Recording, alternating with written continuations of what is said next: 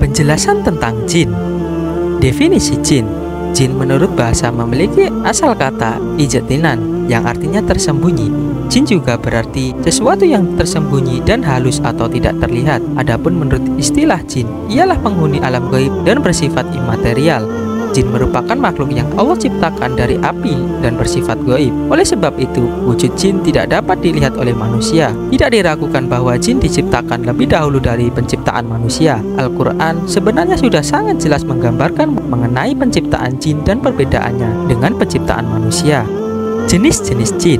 Yang pertama, jin muslim. Sebagaimana halnya manusia, jin juga ada yang muslim dan ada pula yang kafir.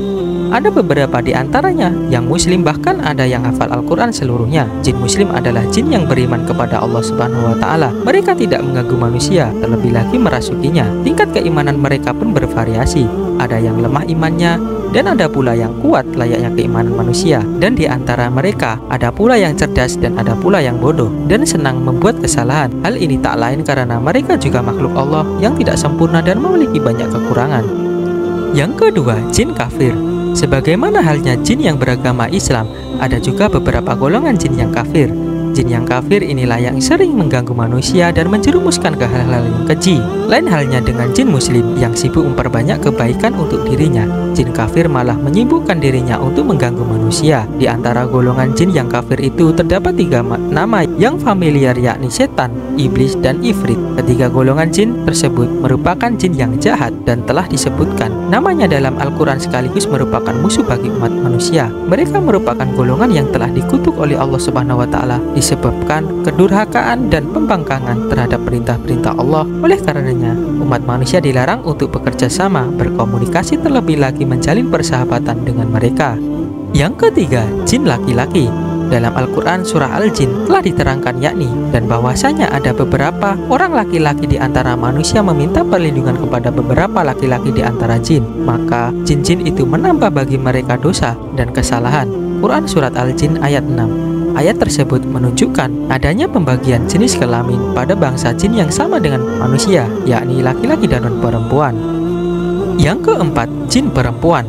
Sebagaimana hadis yang diriwayatkan sahabat Nabi Shallallahu Alaihi Wasallam dari Anas bin Malik radhiyallahu an mengenai doa masuk ke toilet, bahwa jenis ini juga ada yang berjenis perempuan, al-kabitha, yang penjelasannya telah diuraikan pada bagian jin laki-laki. Yang kelima, jin anak-anak. Untuk jenis jin ini merupakan jin yang berbentuk anak-anak atau yang disebut dengan tuyul. Jin yang berbentuk tuyul merupakan bangsa jin yang masih tergolong bayi atau anak-anak. Biasanya mereka keras kepala dan belum mengerti apa-apa. Terkadang jin ini merasuk ke dalam tubuh seseorang tanpa alasan dan suka bergurau, bahkan bermain-main. Tempat tinggal jin. Jin tinggal di 2 tempat, yaitu di luar tubuh manusia dan di dalam tubuh manusia. Di luar tubuh manusia, mereka berada di gua, laut, gunung, lembah, kandang unta, tempat-tempat bernajis, rumah manusia, pasar, tempat-tempat kosong yang tidak berpenghuni. Sedangkan di dalam tubuh manusia, mereka berada di aliran darah, lubang-lubang, di bawah kuku, ketiak, otak kecil, ulu hati, belakang lutut, titik-titik bekam, dan jempolan kaki. Wallahu a'lam bishawab.